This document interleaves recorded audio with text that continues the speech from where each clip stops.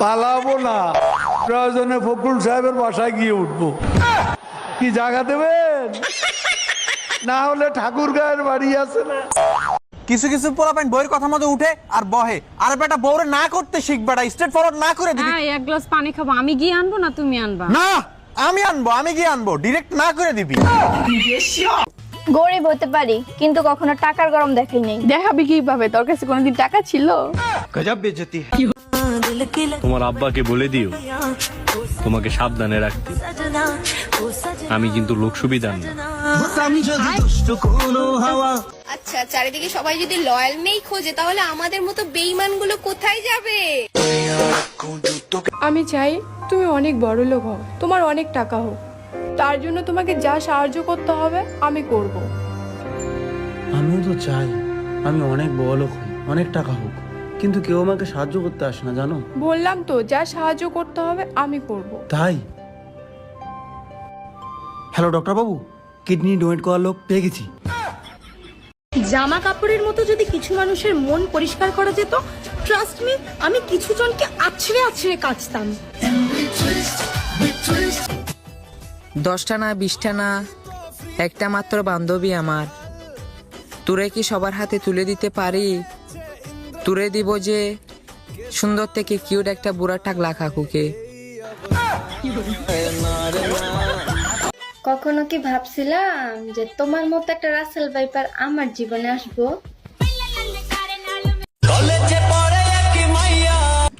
এই যে আপা,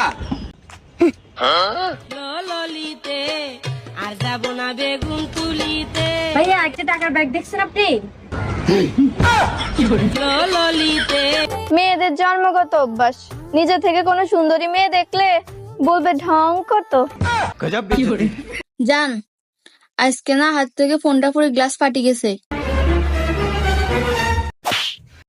তুমি আমার মারছো না?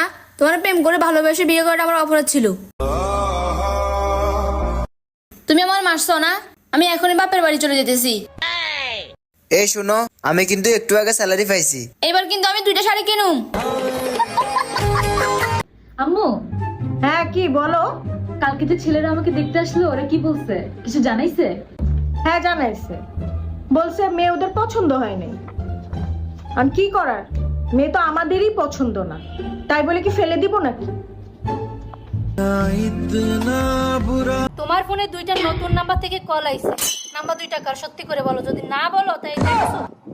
সত্যি করে বলো। লাস্টে কত? একটার লাস্টে 32, একটার লাস্টে 90। তো তোমার নতুন ও তা আগে বলবো না। ভাব, সেটা তো দেখাবো। জলে সামনে আরো জ্বালাবো। কি রে আত্মা গাছটা তোর। শুনলাম অনেক বৃষ্টি হচ্ছে তোমার শহরে, তুমি কিন্তু বৃষ্টিতে ভিজো না। তোমার মেকআপ ধুয়ে গেলে তখন তো আর চিনবো না তোমাকে। সুন্দর আর অসুন্দর বলতে কিছুই নেই, আমি যাকে ভালোবাসি তার থেকে সুন্দর আর কেউ নাই। আন্ডা মা বাপে আন্ডারে কোনোদিন গালি কেন? আন্ডা নিজে হেক্সি। ধরা পড়ে গেছি আমি নিজেরই কাছে, জানি না তোমার মনেও কি এত প্রেম আছে। আমি নায়ক না তোমার বাপের সামনে তোমাকে তুলে নিয়ে আসবো। আমি ভিলেন, তোমার সামনে তোমার বাপের হাতে মাইরি খাবো। পুরুষের সর্বশেষ স্কুল হচ্ছে তার বউ। এরপর তার আর কোনো জ্ঞানের প্রয়োজন পড়ে না, এমনকি পূর্বের অর্জিত জ্ঞান আর কোনো কাজে লাগে না।